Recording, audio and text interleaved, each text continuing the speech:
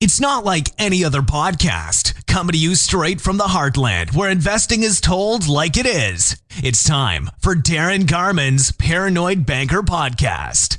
Hold on, because here comes the next episode of the Paranoid Banker Podcast.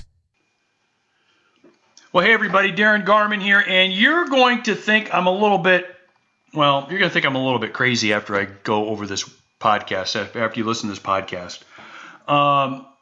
In terms of, you're going to think I'm talking in circles, but I promise I'm not. And if you pay attention, if you really pay attention to what I'm going to talk about here, you will profit big time, and I mean big time, in your next real estate investment.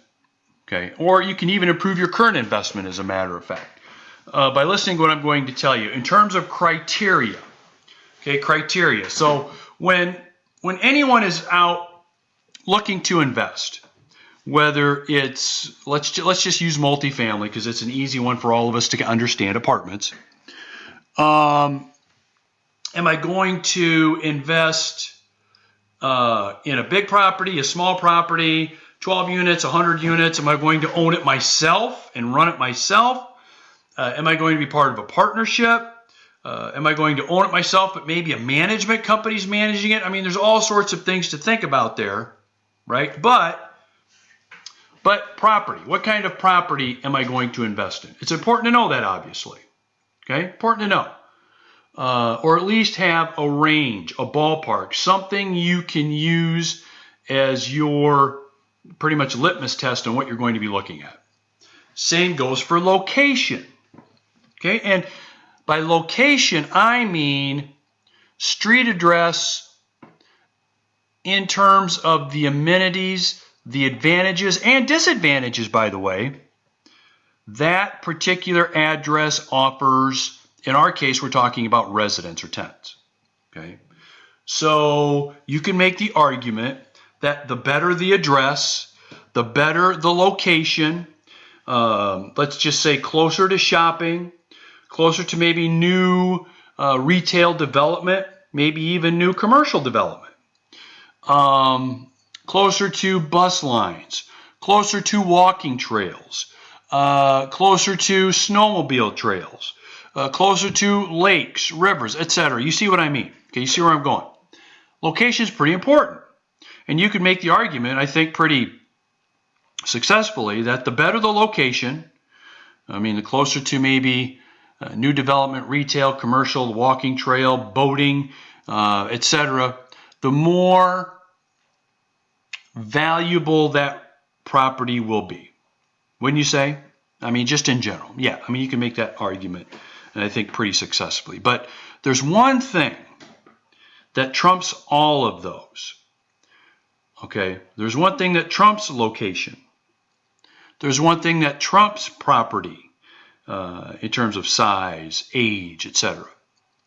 And at the risk of sounding like I'm splitting hairs, I promise I'm not, because I got a feeling that we're all going to be on the same page when I explain it to you. And what I'm talking about is place. Place. The most important piece of the puzzle is not really location. It's important. It's not property type, but again, important. But I would argue the most important is place. Now, for you that are saying to yourself, okay, you are talking in circles. What's the difference between location and place? Let me give you a couple of examples. Place would be Pacific Northwest. Okay. And the advantages, the culture, the lifestyle, the financial advantages, economic advantages, trends, historical economic trends, future economic trends, etc. of the Pacific Northwest. That's place. Okay. 123 Main Street in Eugene, Oregon is location. Right? A 48-unit property at 123 Main Street in Eugene, Oregon is property. It's property and location, but it's not place. Place is the area, the region, the culture of the area, and in many cases, it's within 1, 2, or 3 state radiuses is what we're talking about more often than not. Okay.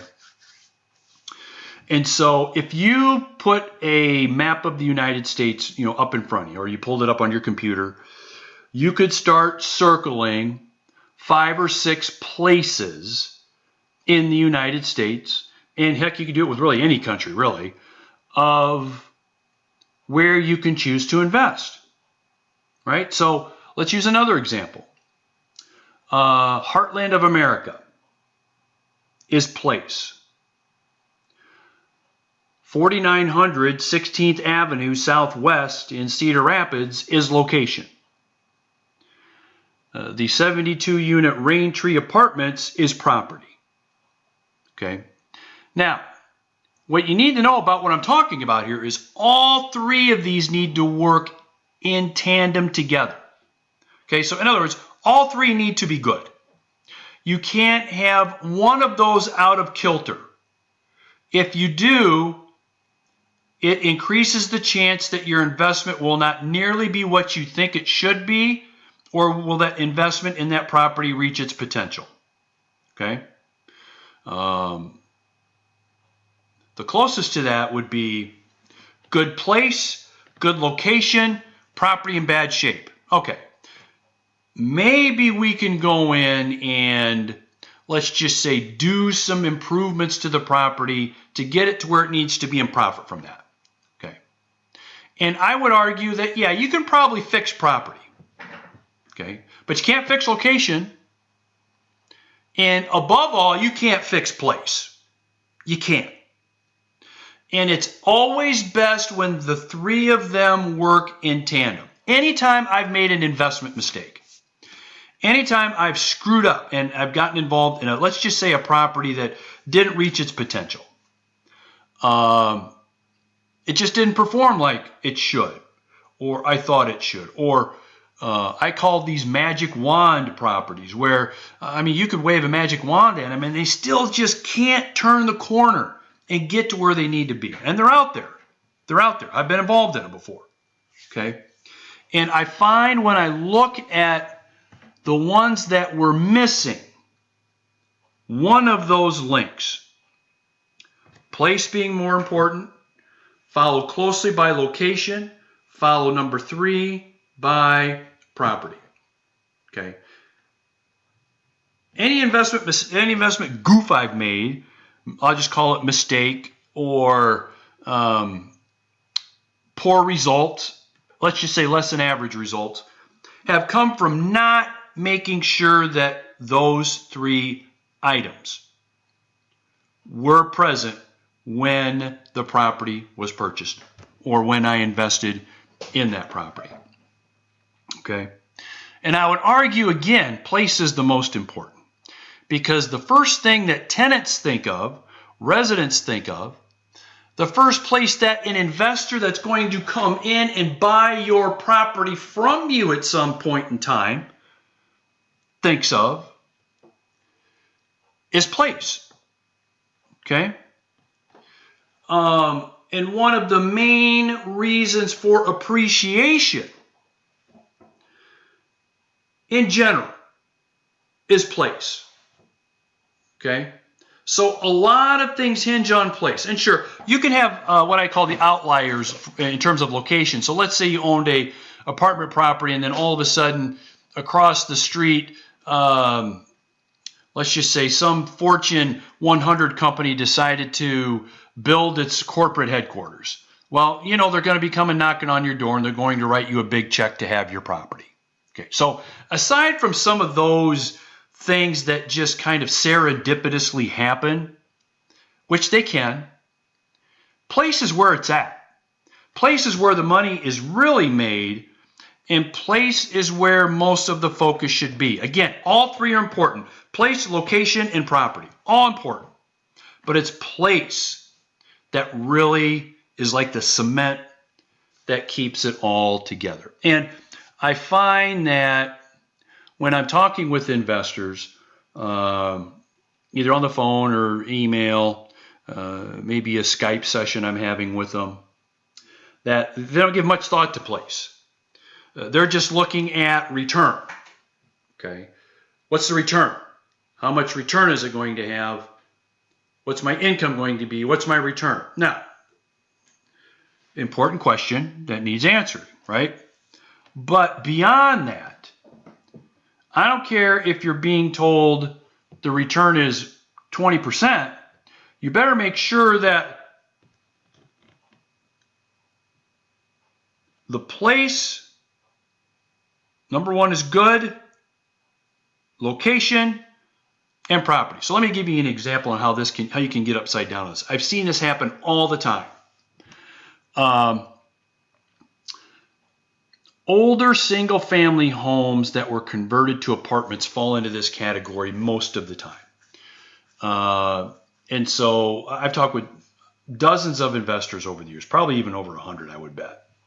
They looked at the numbers on a 3-story, 5-bedroom, converted into 20 sleeping rooms property. And the numbers are just off the charts.